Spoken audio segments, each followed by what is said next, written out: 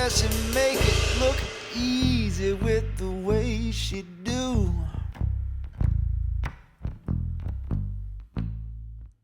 Hey, it's Anne from Line and Circle, and I'm going to tell you how to get good at shoulder hooping in 5 easy steps. Rule number 1, big hoop. And when I say big, I mean big. As in this big. Really big. Coming up all the way to the heart center. So some of you just went and got a 38-inch hoop when you're hooping normally with a 34-inch hoop.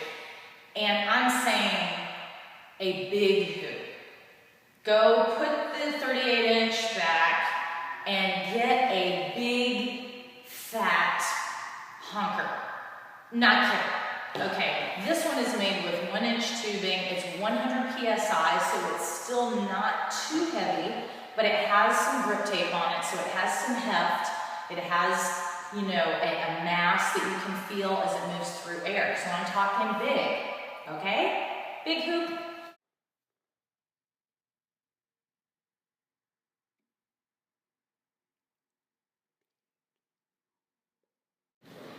Our second step for getting good at shoulder hooping involves neither our hoops nor our shoulders. We're going to talk about what the feet are doing.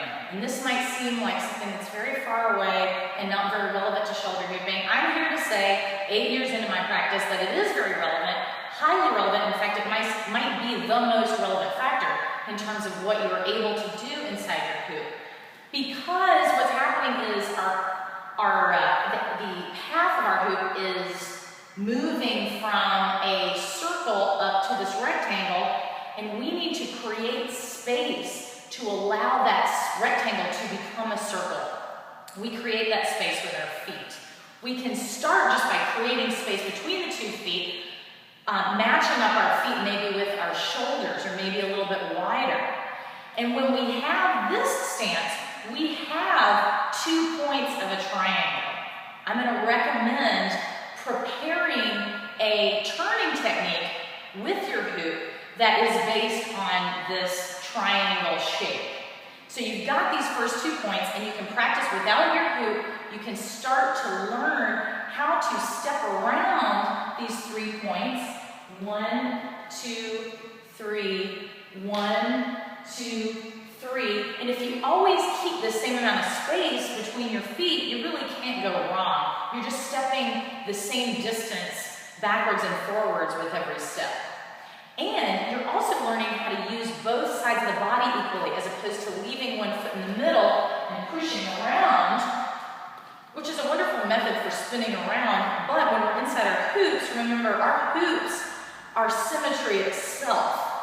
And everything that we do inside our hoops that's symmetrical makes the hoop happy. So when we arrange our steps in this way, we increase time and space, and we make our hoops happy. What more could you ask for?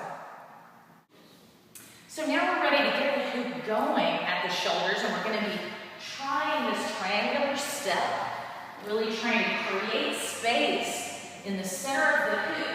Our third tip is going to be relaxing the hands. So you want to shake your hands around, shake your wrists, make sure your hands are relaxed. Make sure the whole lower arm beneath the elbow is relaxed. This is going to make a difference. We sometimes panic. We actually often panic when we're dancing with the hoop, especially when we're first dancing with the hoop, because it's a big thing and it's moving close to our face.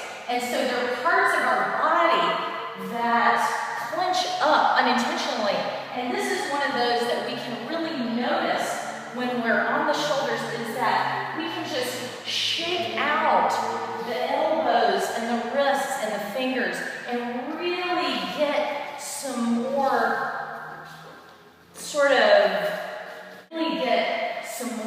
responsiveness, both in the body and in the hoop, and those things always go together. The more responsive the body is to the hoop, the more responsive the hoop is to the body.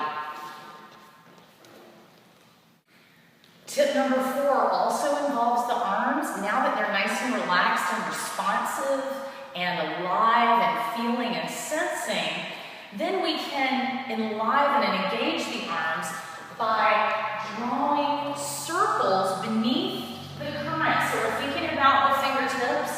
We're thinking about making as big swings with the arms as we can. And we're also thinking about symmetry. We're thinking about making, each of those swoops and sweeps with the arms as big as the last one. So my leading arm pushes the hoop around from front to back, and then my following arm comes around from the back and brings the point of contact back to the front of my body. And as you see, I'm still stepping around 3 points. As I'm drawing these circles beneath the current, my arms are nice and relaxed. They're not super stiff. They're not moving as a unit. A lot of times we're on the shoulders, we're trying to move the arms as a unit. The arms are 2 completely separate and independent entities.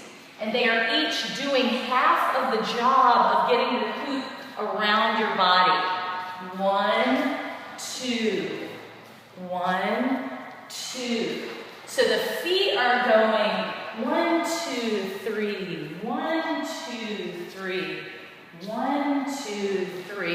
The arms are going 1, 2. 1, 2. 1, 2. Yeah.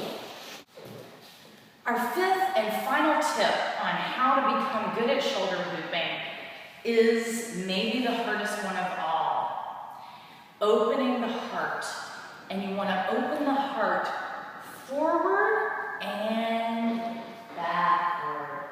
Because when we're really in a groove with our hoop on the core, it's touching us all the way around this 360-degree path that the hoop makes around you. And that can be really particularly hard to do because of the bones that show up at the shoulders, the complexity of the axis suddenly that has 3 different parts to it instead of just one. So, in order to, again, fill out that circle, fill out the center of that circle, make a circle out of that rectangle, we really need to think about opening the front of the heart towards the hoop as it rolls across, and then as the hoop rolls across the back body, opening the back of the heart equally. So again, we have that theme of symmetry, of each action inspiring an equal action or reaction in the opposite direction or on the opposite side of the body. So we saw that with the feet, we saw that with the arms, and now we're seeing that with the heart center. So to show you what I mean, when the hoop is touching the heart, we really want it to be touching the heart. We all know that the hoop helps us open the heart physically and emotionally. So this is a part of that process. We're really feeling our way into that. Unafraid, relaxed, symmetrical, aligned, having harmony with our hoops, thinking about the nature of our hoop instead of just thinking about what am I doing, thinking about, well, what is the hoop doing? What does the hoop want? The hoop, like everything, wants to be touched. So we're using that action, opening the heart, forwards and backwards, forwards, backwards, forwards, backwards. And this, the pattern of this is going to depend on the size of your hoop and the rhythm of the steps of your feet.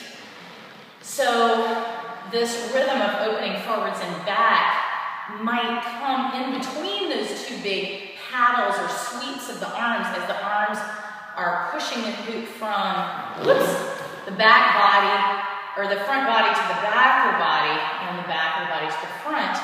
And you'll find a way to integrate that opening into the circling of your arms. It'll be your own unique pattern, because that's what the hoop also shows us, is that every dancer in the center of the hoop is totally unique. Really hope this helped you. I love shoulder hooping. I love hooping. Feel free to ask me any questions in the comments section, or write me at Ann, A-N-N, at Line and Circle. Those are all spelled out. Line, L-I-N-E, and circle.com. Ann at lineandcircle.com. Write me. Bye. Moving that thing from side to side.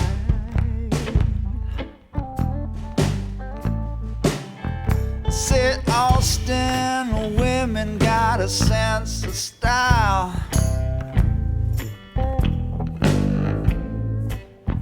Said Austin women got a sense of style.